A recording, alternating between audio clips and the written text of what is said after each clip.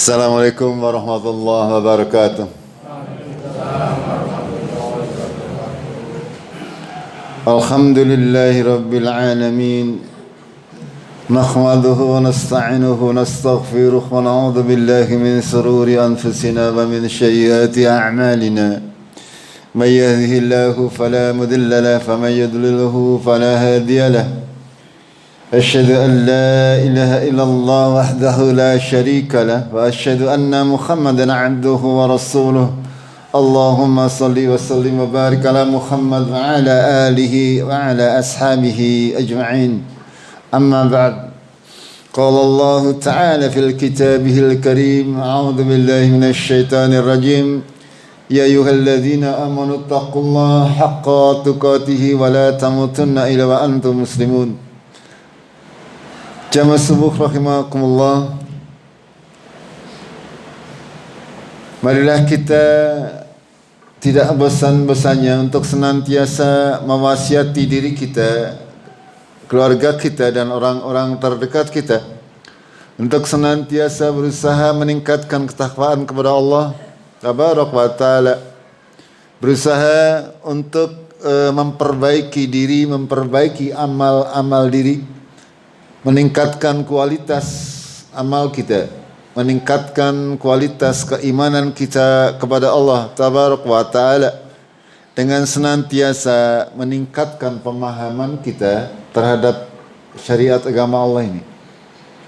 Allah Tabaraka wa Ta'ala menurunkan Al-Quran untuk dijadikan pelajaran bagi kita semuanya. Ayat-ayat yang ada dalam Al-Quran adalah sebagai tadabbur kita, untuk senantiasa kita pelajarinya, kita masukkan ke dalam hati kita, untuk kita jadikan dasar, untuk kita jadikan sebagai motivasi di dalam kita beramal.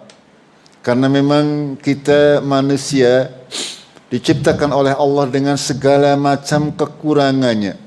Kadang kita bersemangat ya di dalam beramal, kadang ada waktunya kita merasa malas, ya ini manusiawi, sehingga perlu kita membutuhkan ayat-ayat Allah sebagai tambahan motivasi agar supaya kita tetap istiqomah di dalam menjalankan seluruh perintah Allah Tabaraka wa Ta'ala, bukan lagi sebagai sebuah beban untuk kita, akan tetapi merupakan sebuah kebutuhan bagi kita, sebagaimana kita membutuhkan makan setiap hari, bagaimana kita membutuhkan udara setiap hari. Begitu juga tentang ilmu syariat ini, tentang Al-Quran ini, kita membutuhkannya untuk bisa menambah gairah di dalam kehidupan beragama kita. Karena tanpa adanya motivasi, kita kadang gelambiar, gini betul, gelambiar dalam beragama, gelambiar ya. Kadang mungkin panjenengan merasa banyak gangguan ya, sehingga kadang jauh dari agama, kadang lagi perak ya, perak ngelai gelem, gini betul ya, ngelai gelem ya. Alhamdulillah kita difasilitasi oleh Allah. Ya, di bulan Ramadan ini qadarullah kita saya sendiri nggak tahu kenapa kok kalau di bulan Ramadan kita punya semangat berlebih. Gini betul? Ya, kita punya semangat berlebih, mudah untuk menjalankan kebaikan-kebaikan. Ya, kita yang biasanya tidak banyak membuka Al-Quran, mungkin ya pada bulan Ramadan ya panjenengan mulai membuka kembali Quran sineng omah sing mandan pada Ramadan nggih. Ini sudah puasa yang ke-24 nggih. Ya paling ndak 24 halaman panjenengan bisa. Kalau sehari sehalaman, kalau sehari sejus ya berarti sudah 24 juz kudune. Panjenengan sudah mudah-mudahan seperti itu nggih. Ya monggo lah, monggo. ini semuanya saya sering sampaikan bahwasanya ketika kita membaca Al-Quran, bagi kita yang tidak memahami bahasa Al-Quran akan lebih baik membaca dengan terjemahannya. Okay? Karena itu akan kita bisa mengambil ilmu daripada Al-Quran kalau kita memahami maknanya. Kalau kita membaca hanya bahasa Arabnya saja, ya tetap berpahala, akan tetapi kita tidak tahu maknanya, ya, sehingga tidak tahu apa-apa yang diturunkan oleh Allah kepada kita, apa yang diperintah oleh Allah kepada kita, apa yang dijadikan motivasi dari Allah kepada kita semuanya. Jamaah rahimakumullah, karena memang hari ini sudah sangat jarang ya anak muda yang mau belajar memahami bahasa Arab atau bahasa Quran. Zaman saya dulu kecil, zaman Pak Marjo ya, kita ngajinya tuh sekatang Pak Marjo nggih. Alif Lam Mim. Gusti Allah miliko luwih apa ya Pak? Kelalen. Dalika dan sebagainya. Sehingga ketika kita membaca Al-Quran, alhamdulillah bisa memahami maknanya, ya, walaupun tidak pakai terjemahan. Ketika ada imam baca Al-Quran, kita memahami artinya seperti apa, sehingga bisa lebih khusyuk di dalam beribadah kepada Allah Tabaraka wa Ta'ala. Ini sebenarnya yang muda-muda sebenarnya mampu, ya. Kalau ada yang daftar ke saya mau ngajari, tapi sampai hari ini nggak ada yang daftar. Padahal gratis dari zaman dahulu. Saya sudah membuka yang mau belajar bahasa Arab, bahasa Al-Quran, ya silakan saja dikumpulkan, ya. Emang butuh apa? Pak Marjo, tanya pada Pak Marjo berapa tahun memahami itu. Ya, itu memang butuh waktu yang tidak sedikit, ya. Ya kita membayangkan nanti kalau misalkan Pak Marjo sudah menghadap Allah, saya sudah menghadap Allah, terus mau kemanakan ilmu ini? Kan eman-eman ya. Iya, ini terutama yang muda-muda, yang tua juga tidak ketinggalan. Ya, tidak ada kata terlambat, karena ini semuanya harus dilangsungkan, harus ada keberlangsungan daripada ilmu ini agar Islam itu akan senantiasa dijaga. Ya, kita mudah-mudahan ya di lingkungan kita akan dijaga oleh Allah, akan senantiasa muncul generasi-generasi yang bisa saling mengisi. Ketika satu sudah tidak mampu lagi, timbul generasi yang berikutnya. Monggo ini saya sekedar memberikan motivasi kepada panjenengan yang merasa punya kemampuan. Ya sebenarnya semuanya punya kemampuan. Kur kadang gelem apa orang ya, karo sabar apa orang, karena ini membutuhkan kesabaran yang luar biasa, ya masing-masing orang punya kemampuan sendiri-sendiri. Saya terus terang saja banyak belajar sendiri, ya, banyak belajar sendiri menggunakan buku, menggunakan segala macam peralatan yang bisa saya dapatkan pada waktu itu, karena belum seperti sekarang. Kalau seperti sekarang itu lebih mudah sebenarnya belajarnya. Kita membuka internet sudah sangat mudah untuk bisa belajar. Zaman kami, ya zaman saya belajar itu ya masih harus banyak membeli buku-buku, ya. Sudah tidak terhitung yang buku-buku yang harus saya pelajari dengan seksama, ya.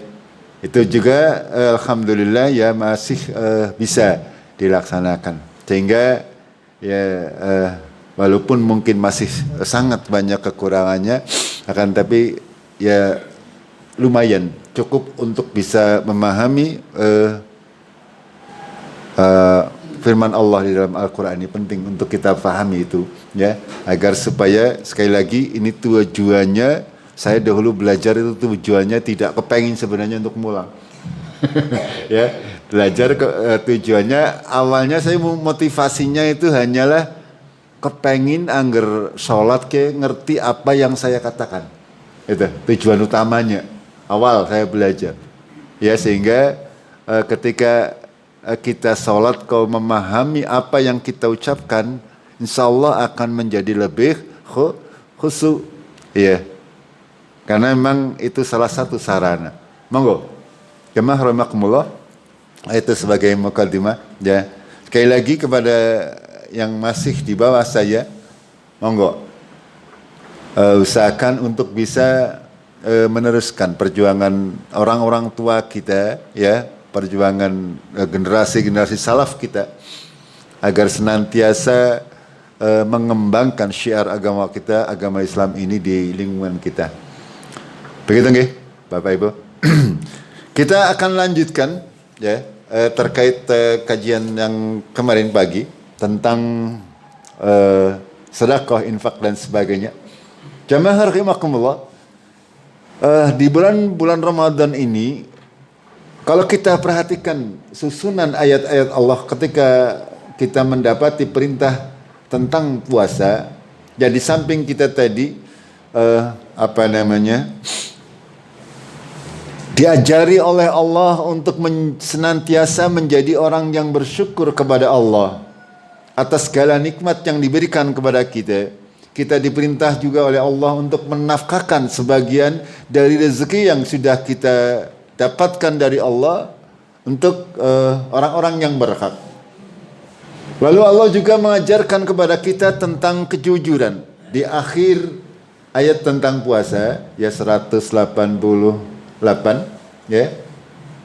Allah berfirman kepada kita, mengajarkan kepada kita agar kita tidak memakan harta sebagian dari kita, memakan harta sebagian yang lain dengan cara-cara yang tidak dibenarkan secara syariat. Itu. Bagaimana Allah menghubungkan puasa ini yang tadi dengan infak dan sedekah, lalu berikutnya dengan kejujuran di dalam bertransaksi. Ya, wala taqulu ambalakum bainakum bil batil. Janganlah kalian memakan harta sebagian kalian, memakan harta sebagian yang lain dengan cara-cara yang batil. Watudlu biha ilal hukam, dan kamu mengajukan perkara ini terkadang sampai ke hakim, sampai ke pengadilan. Ditakulu fariqum min amwalina, supaya kamu dapat memakan sebagian dari harta manusia bil ismi, dengan dosa. Wa antum ta'lamun, padahal kamu mengetahuinya. Ini, ya, ketika Allah mengajarkan kita berpuasa, ketika Allah mewajibkan kita berpuasa, kita ditanamkan oleh Allah untuk mempunyai jiwa yang tadi, ya, yang senantiasa bersyukur dan senantiasa jujur kepada diri sendiri, jujur kepada orang lain, dan tidak suka untuk memakan harta orang lain dengan cara-cara yang batil, tidak suka melakukan kegiatan-kegiatan bisnis, perdagangan, dan lain sebagainya dengan cara yang batil, dengan cara memakan hak orang lain secara tidak benar. Contoh misalnya, kalau di perdagangan itu mengurangi takaran dan timbangan, misalnya. Kalau di perkantoran misalnya kita korupsi, ya misalnya seperti itu, atau melakukan nepotisme, ya nepotisme. Apa itu nepotisme bahasa Jawa nih?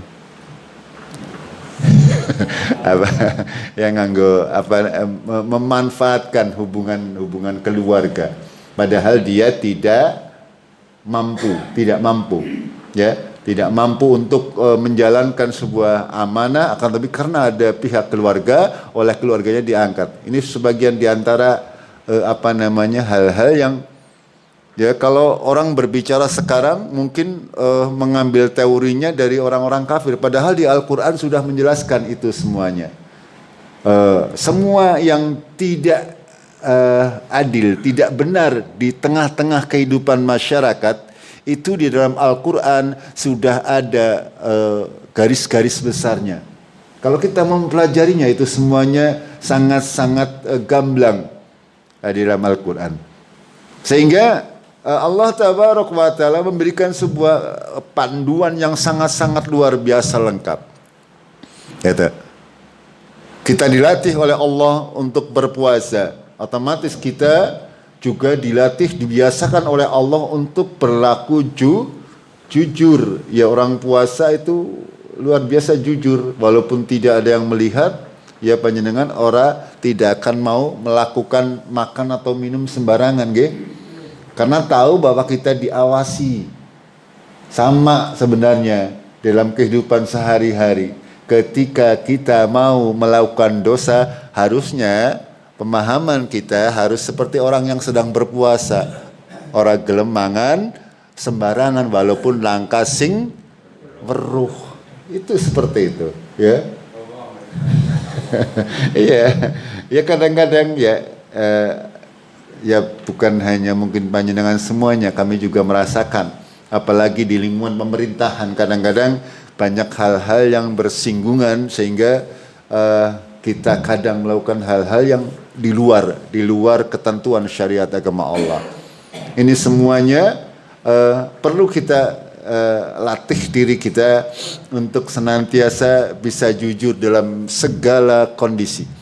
Ya, karena agama Islam sekali lagi adalah agama rahmatan lil alamin. Ya, rahmat bagi seluruh alam, sehingga apapun ketentuan syariat agama Allah pasti adalah mengutamakan kebenaran, mengutamakan kesetaraan untuk semua orang, ya, kejujuran, ya, semuanya. Jamaah rahimakumullah, pada ayat kemarin kita sampaikan surat Al-Baqarah 261 nih. Allah memberikan perumpamaan. Masalul ladzina yunfikuna fi sabilillah kamasali habbatin ambatat sab'a sanabila fi kulli sumbulatin mi'atu habbah wallahu yudha'ifu liman yasha wallahu wasi'un alim. Perumpamaan orang-orang yang menafkahkan hartanya di jalan Allah seperti satu butir benih yang menumbuhkan 7 tangkai. Setiap tangkai menumbuhkan atau menghasilkan 100 buah. Dan Allah memberikan janji lagi, Allah akan melipat gandakan kepada siapa yang Dia kehendaki. Karena Allah itu wasi'un alim. Allah itu maha luas rahmatnya dan maha mengetahui. Artinya Allah bisa saja memberikan lebih banyak kelipatan, dan Allah mengetahui siapa yang berhak untuk diberi kelipatan yang banyak dan siapa yang tidak berhak untuk itu semuanya. Tergantung daripada kondisi daripada orang yang memberikan sedekah maupun infak. Lalu di ayat berikutnya Allah berfirman, alladzina yunfikuna amwalahum fi sabilillah tsumma la yutbi'una ma anfaqu manna wala adza lahum ajruhum inda rabbihim wala khaufun alaihim wala hum yahzanun. Syarat yang pertama ketika kita menafkahkan di jalan Allah, ya, Allah memberikan gambaran di ayat berikutnya. Orang-orang yang diberi kelipatan tadi, ya, antara 1 sampai 100 atau 10 sampai 700, maaf, ya, atau sampai tidak terhingga. Syaratnya adalah orang-orang yang menafkahkan hartanya di jalan Allah kemudian tidak mengikuti apa yang dia nafkahkan dengan mana dan ada. Mana itu menyebut-nyebut, ada itu menyakiti perasaan si penerima. Itu.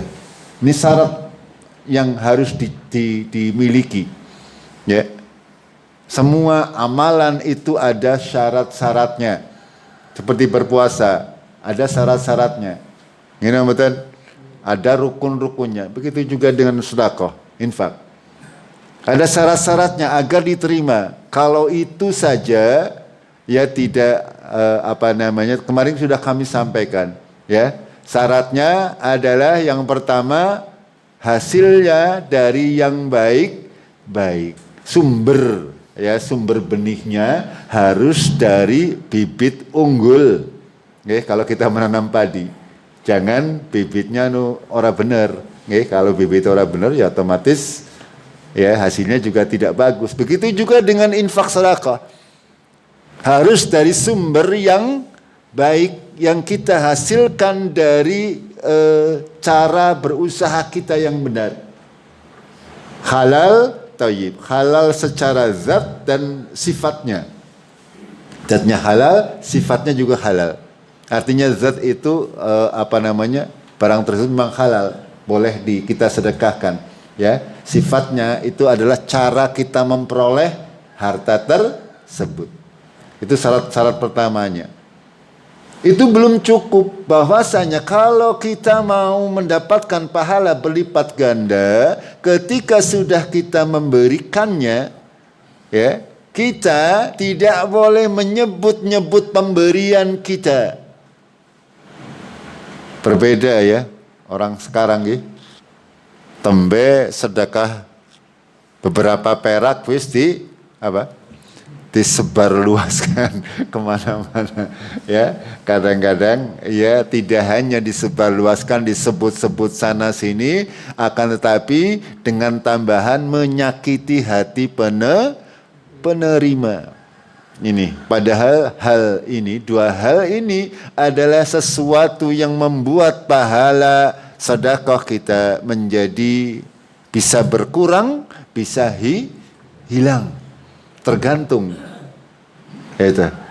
Allah memberikan pelajaran yang sangat luar biasa, sedikit demi sedikit, ya, agar supaya kita memahaminya pelan-pelan, sehingga kita benar-benar nanti ketika kita masanya kita mempunyai rezeki untuk kita berinfak sedekah, itu kita benar-benar bisa memaksimalkan pahala yang kita dapatkan. Itu karena sudah punya basic dasar yang kuat. Kata Allah, lahum ajruhum inda rabbihim wala khaufun alaihim wala hum yahzanun. Ketika memenuhi persyaratan tersebut, maka bagi mereka pahalanya di sisi Tuhan mereka. La khaufun alaihim wala hum yahzanun. Tidak ada rasa takut. Artinya besok di yaumul qiyamah merasa ayem, pahalanya sudah blondo di depan mata. Ya, dan mereka tidak akan bersedih. Ya, kalau orang-orang yang tidak memenuhi syarat akan takut dan sedih karena pahalanya ternyata dahulu saya waktu hidup di dunia banyak amal solih, banyak sedekah, tapi kok neng akhirat ora keton gitu, kena ngapa gitu. Ya, karena itu kadang-kadang atau penyebabnya diantara itu tadi tidak memenuhi persyaratan yang diberikan oleh Allah kepada kita. Apalagi kalau itu orang kafir, ya, orang yang tidak melandaskan pemberiannya berdasarkan keimanan kepada Allah. Ini kita sedang berbicarakan seorang muslim, seorang mukmin, ya. Orang mukmin saja ada di antara mereka yang amalan-amalannya tidak diterima oleh Allah karena tidak memenuhi persyaratan. Kalau orang kafir bagaimana? Di babar belas langsung ditolak. Langsung ditolak, tidak akan berfaedah bagi dirinya, bagi siapapun juga. Tidak akan berfaedah. Itu jamaah rahimakumullah. Lalu Allah melanjutkan dalam ayat berikutnya. Apa lanjutannya Mas Yatna? Apal ya? Qaulun ma'rufun wa maghfiratun. Ya. Qaulun ma'rufun wa maghfiratun khairum min sadaqatin yatba'uha ada. Wallahu ghaniyun halim. Ya, kata Allah tabaraka wa taala, daripada panjenengan gampangannya memberikan sedekah, infak tapi dengan menyebut-nyebut dan menyakiti hati penerima, qaulun ma'ruf, perkataan yang baik, tutur kata yang lemah lembut dan pengampunan, ya, itu lebih baik daripada sedekah yang disertai mana wa'ada. Ya. Jamaah rahimakumullah, luar biasa Allah tabaraka wa taala memberikan gambaran, ya, bahwasanya daripada kita beramal akan tapi kita tidak memahami konsep dasarnya, sehingga kita mengeluarkan sesuatu yang menurut kita banyak, ya kita mengeluarkan harta, mengeluarkan segala macam di jalan Allah Tabaraka wa Ta'ala. Akan tetapi di belakang panjenengan menyebut-nyebut dan mengungkit-ungkit, bahkan menyakiti hati penerima, itu tidak lebih baik daripada kalau panjenengan mengatakan maaf, misalnya saya belum punya uang untuk diberikan kepada, atau memberikan pengampunan, ya, memberikan kepada saudara-saudara kita, ya, yang kurang mampu ini, kata-kata yang bijaksana, kata-kata yang ma'ruf, yang membuat mereka semuanya mungkin, ya, bisa menerima keadaan yang mereka sedang hadapi. Qaulun ma'rufun wa maghfiratun, lebih baik, ya, daripada sedekah yang disertai mana ada. Jamaah rahimakumullah, di akhir ayat Allah menyampaikan wallahu ghaniyyun khalim, Allah maha kaya dan maha penyantun. Jamaah rahimakumullah, ketika kita melakukan perintah Allah Tabaraka wa Ta'ala, ingat bahwasanya itu semuanya kembali kepada diri kita sendiri. Wallahu ghaniyun, artinya Allah itu maha kaya. Kayanya Allah itu tidak seperti kaya kita, umat manusia. Kalau umat manusia sesugih-sugih masih membutuhkan orang lain. Gini betul? Iya, wong sugih itu kalau tidak ada orang melarat, ya pada bae melarat. Nggih, gini betul. Ya wong sugih duwe pari akeh, kudu nyeplip dhewek, kudu apa? Wadangnya kudu masak dewek dan sebagainya. Cuma temen nggih. Itu di dunia manusia. Berbeda dengan Allah Tabaraka wa Ta'ala. Ghaniyun, Allah tidak membutuhkan siapapun juga, bisa berdiri sendiri. Itu makna daripada Allah Maha Kaya. Allah tidak butuh kepada kita, tidak butuh ke amal kita, tidak butuh receh kita. Okay? Ya karena rata-rata yang diberikan untuk infak adalah ya, apa sih abang-abang tentang mari kita? Itu ya, Allah ghaniyun, Allah itu maha kaya. Itu maha kaya.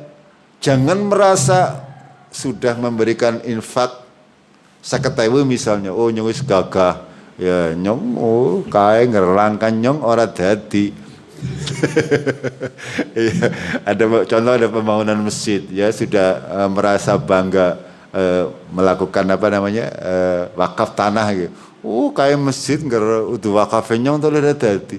Sing perintah siapa? Kalau Allah yang berkata bahasa kita, sing perintah kokon wakaf siapa? Emang gua pikirin lu nggak wakaf juga gue nggak butuh kok. Itu.